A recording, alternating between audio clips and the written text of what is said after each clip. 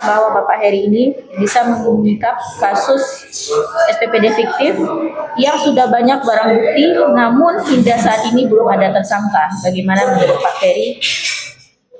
Disitulah bingung dan sekaligus heran ya seluruh masyarakat Riau, bahkan barangkali bukan hanya masyarakat Riau, tapi bahkan khususnya para praktisi hukum ya, pakar hukum, guru besar hukum ya, yang mengerti hukum sekarang ini bingung tujuh kali keliling seperti dikatakan Gubernur Riau ya.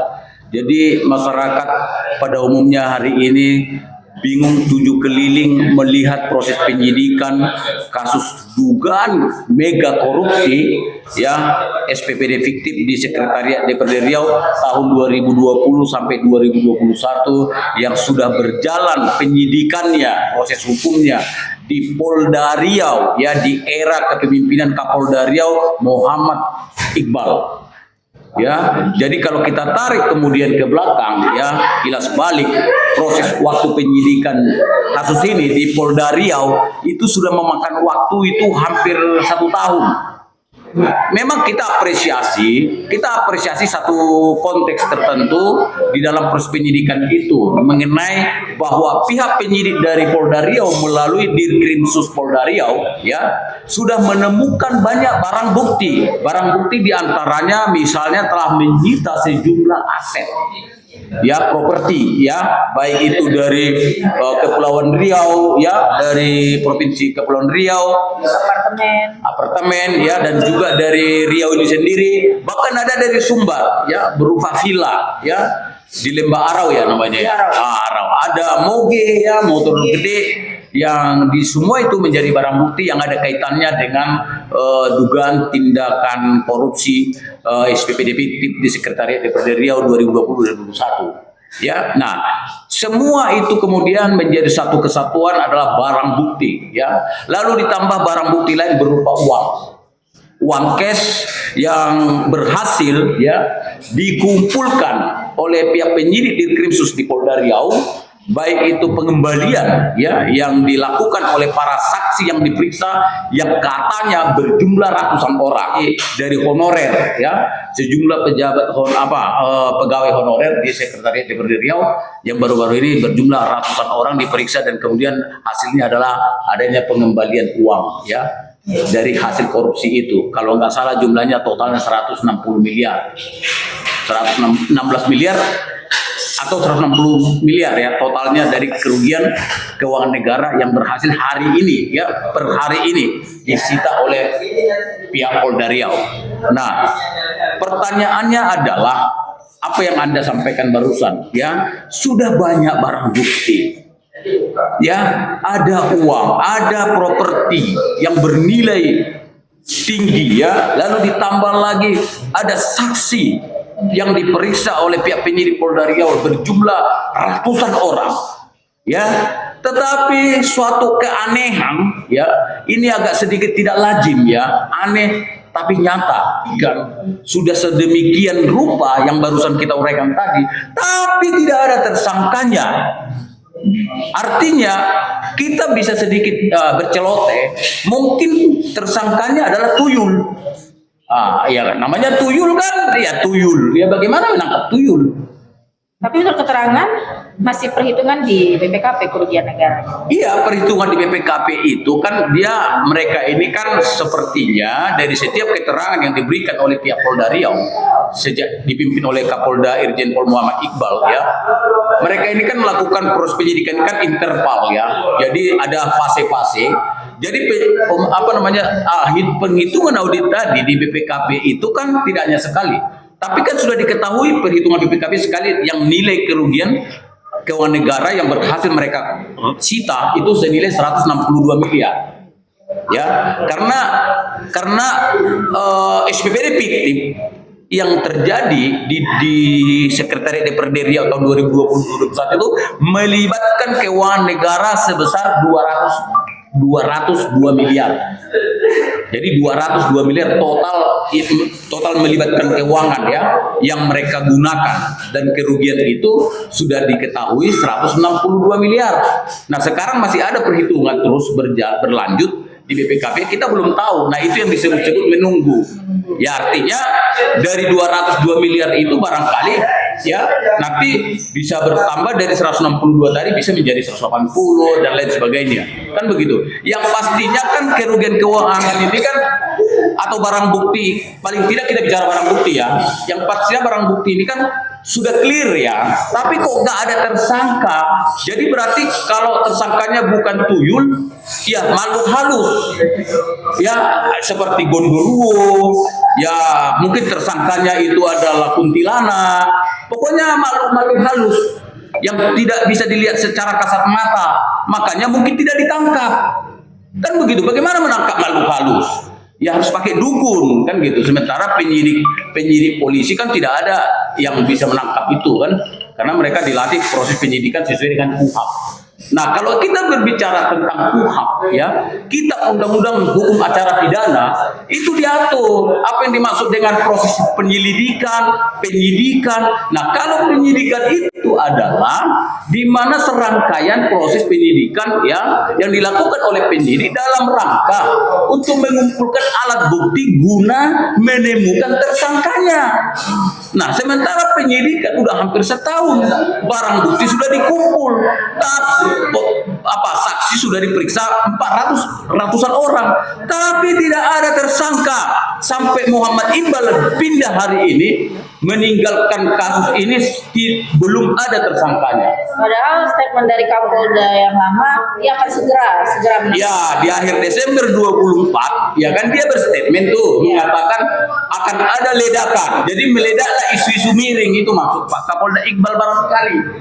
Ya kita kan jadi menduga-duga ini. Jadi ledakan yang dimaksud itu apa? Aneh bin ajaib, bahwa ada barang bukti sudah sangat cukup, bahkan melebihi cukup, tapi tidak ada tersangkanya. Ya mungkin karena tersangkanya, pelakunya adalah tuyul, gondoruo, makhluk halus, ya gaib. Bagaimana menangkap itu? Kan begitu. Semoga Kapolda baru hari ini yang baru menjabat berapa hari, yaitu Irjen Pol Heri Heriawan, semoga beliau ini punya kemampuan atau seperti dukun bisa menjerat tersangka yang kita duga tanda kutip makhluk halus itu. Ya kan? Karena menurut hemat saya ya, secara konstruktif hukum kita bicara dan secara analogi dan analisa di dalam hubungan-hubungan jabatan di dalam pemerintahan, yang paling bertanggung jawab sebenarnya terkait dengan SPPD fiktif yang melibatkan tiket pesawat 35.000 ya, 35.000 tiket pesawat fiktif dan melibatkan 202 miliar uang negara yang dihabiskan untuk fiktif ini. Menurut hemat kita yang paling bertanggung jawab itu pada saat itu ya adalah sekretaris DPR-nya, atau disebut dengan istilah Sekwan DPRD pada saat itu yang paling bertanggung jawab. Namun kenyataan sebaliknya, Sekwan sendiri tidak ada pengembalian. Nah, itu yang menjadi aneh dan bin ajaib, di mana proses penyidikan Polda Riau dipimpin oleh Pak Muhammad Iqbal itu menjadi sesuatu persejuta pertanyaan, ya kan, yang tidak terjawab sampai hari ini. Dan disitulah letak keanehan dan keunikan. Mungkin Pak Iqbal itu penerapan penyidikan ini adalah menggunakan KUHP buatannya sendiri, bukan KUHP yang diakui negara. Ya kan, karena mungkin penyidikannya adalah menyidik makhluk halus. Karena kalau menyidik orang, manusia tidak seperti itu. Begitu proses penyidikan, barang bukti dikumpulkan, sudah memenuhi standar sesuai KUHP, maka tersangkanya otomatis. Masa ada barang bukti, tapi tidak ada tersangka? Lalu pelakunya siapa? Kan ini nggak sinkron dan tidak matching dengan dasar hukum di dalam penyidikan yang ada diatur dalam KUHP. Ini kan sudah jelas korupsi. Karena apa? Sudah ada potensi kerugian keuangan negara 162 miliar. Karena kasus korupsi sesuai dengan undang-undang tipikor itu, pertama dia adalah memperkaya diri. Ada satu unsur memperkaya diri atau memperkaya kelompok atau memperkaya korporasi dan orang lain. Kemudian di pasal berikutnya, pasal 3, ada kerugian keuangan negara. Nah, 162 miliar yang disita hari ini berpotensi sebagai yang disebut kerugian keuangan negara. Jadi belum lagi saksi sudah diperiksa ratusan orang. Jadi apalagi yang mau dilakukan? Jadi saya berharap kepada Kapolda Riau yang baru, Irjen Pol Heri Heriawan, agar tidak kemudian menjadikan kasus ini akan lebih aneh lagi, ya. Iya. Kita berharap Jangan, ya, iya. ditetapkan tersangka. Jangan kemudian masyarakat publik ini, khususnya masyarakat Riau, dibodoh-bodohin, ya. Kita jangan dibodoh-bodohin lah, gitu ya. Masyarakat ingin hukum ditegakkan. Semua koruptor, tolong Pak Heriawan, ya. Kami berharap kepada Bapak, ya. Kami berharap kepada Bapak adalah sebagai penegak hukum yang tegak, lurus, ya. Siapapun yang bersalah harusnya hukum itu berlaku untuk semua orang. Ingat Pak Irjen Pol Heri Irawan, ya, kami ingin ingatkan, terapkanlah prinsip hukum, asas hukum, yaitu equality before the law, ya, bahwa hukum berlaku untuk semua orang sama rata, tidak ada perbedaan, siapapun dia. Jadi kami bukan di sini ingin menyampaikan ada nuansa kepentingan, ada rasa a priori atau rasa kebencian kepada seseorang. Tidak.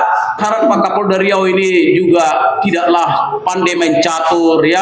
Kapolda Riau hari ini jangan yang pandai main apa itu? 4 gulipat gitu ya. Kami sudah bosan, Pak, ya. Harapan kami Kapolda Riau yang diutus ini, yang diutus Bapak Prabowo ini adalah seorang jenderal polisi yang betul-betul penegak hukum, ya. Jenderal penegak hukum, bukan jenderal yang pintar mencatur, ya. 4 gulipat, bukan itu yang kami inginkan, Pak, ya. Jadi tolong masalah kasus korupsi SPPD fiktif ini yang sangat mengecewakan rakyat, ya, karena pada saat itu adalah saat di mana terjadi suatu bencana nasional, yaitu bencana COVID-19, ya. Terjadi COVID-19.